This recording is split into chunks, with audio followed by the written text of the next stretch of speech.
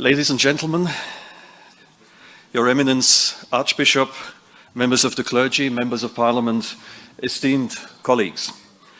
It is an honor for me to speak to you today as a former member of the European Parliament from Germany.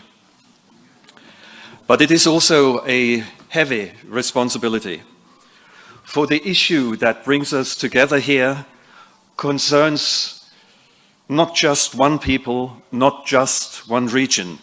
It concerns the credibility of our international order.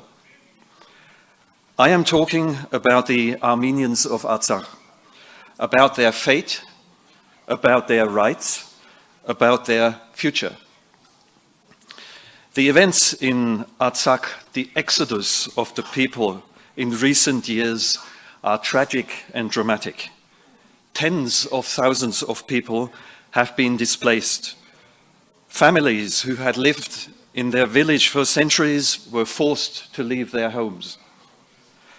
Where once there was life, there is now uncertainty, loss of dignity, and emptiness.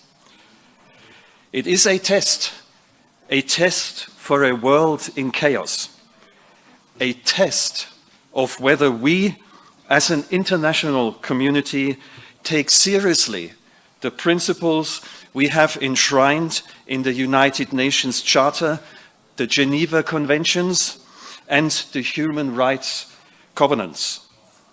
Article 1 of the United Nations Charter obliges us to protect human rights for all. This obligation does not only apply in times of peace, it applies especially in times of crisis. Currently, we are witnessing multifold global crises: Ukraine, Gaza, Taiwan, etc. Let me highlight a few challenges, ladies and gentlemen. First challenge, human rights.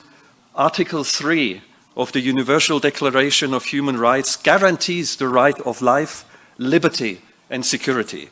Article 27 of the Civil Covenant expressly protects the right of minorities to preserve their culture, their language, and religion. But in Artsakh, it is precisely these rights that have been grossly violated. People have been displaced, killed, and taken as political hostage or POW. Among the many of them, I might mention two former presidents who I had the honor to meet in Artsakh in 2017, Bako Sakian and Araik Harutunyan. Second challenge, international humanitarian law. The Fourth Geneva Convention, Article 49, unequivocally prohibits the forcible expulsion of civilians. And yet, 120,000 plus of people, thousands of Armenians had to leave their homes in a matter of days. Third challenge, cultural heritage. Artsakh is full of Armenian civilization. Churches, monasteries, cemeteries, khachkars, sites that are valuable not only to Armenians, but to all of humanity. The 1972 UNESCO Convention obliges us to protect such heritage. If it is destroyed or falsified, we lose not only Armenian heritage, we lose global heritage. We lose a piece of our shared history. Fourth challenge, political instrumentalization. All too often, humanitarian issues are overshadowed by geopolitical interests and sometimes by the specific personalities of worldwide political decision makers. But human rights are universal, they are non-negotiable. Let me highlight the opportunities and areas of potential action. Ladies and gentlemen, despite the dramatic nature of the situations, there might be ways to take action. Firstly, jurisdiction. The International Court of Justice and the European Court of Human Rights offer opportunities to assert rights, determine responsibility, and demand protection. Secondly, monitoring. independent missions by the United Nations, OSCE or Council of Europe can establish facts that expose propaganda and distortion. Thirdly, protection of cultural heritage. UNESCO can place Armenian sites in Artsakh on the list of endangered World Heritage Sites.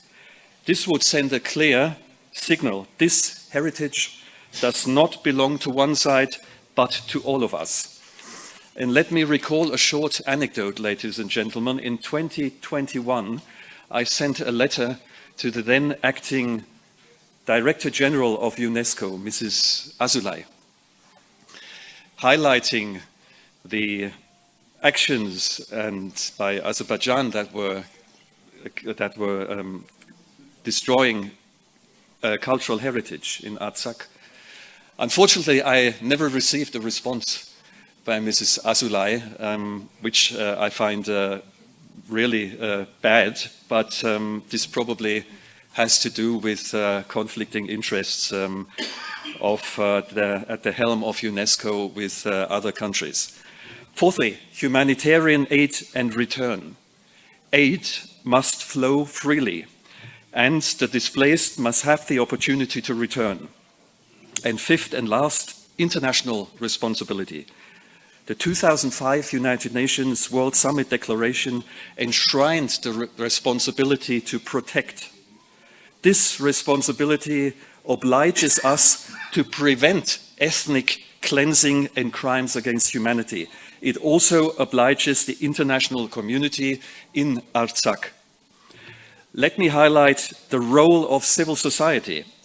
States alone will not solve this problem. The Armenian diaspora is strong and keep the issue on the international agenda. It has influential members and supporters worldwide and is globally networked. Together with NGOs and international human rights organizations, it can ensure that the issue is not forgotten. But civil society worldwide also bears responsibility. After all, the protection of minorities and cultures is not a national concern, it is a universal task. Conclusion. Ladies and gentlemen, allow me to conclude with three questions. Firstly, are we prepared to defend the right of life and security as guaranteed by Article 3 of the Universal Declaration for the Armenians of Artsakh as well? Secondly, are we prepared not only to recognize the right to culture and identity as enshrined in Article 27 of the Civil Covenant, but also protect it? And third and last question, are we prepared to enforce the prohibition of expulsion from Article 49 of the Fourth Geneva Convention, even if this is politically inconvenient? If we do not answer these questions with a clear yes, our standards lose their credibility. However, if we reform or if we reinforce them with action, we can send a message of hope that justice comes before power, before might makes right, before the law of the jungle.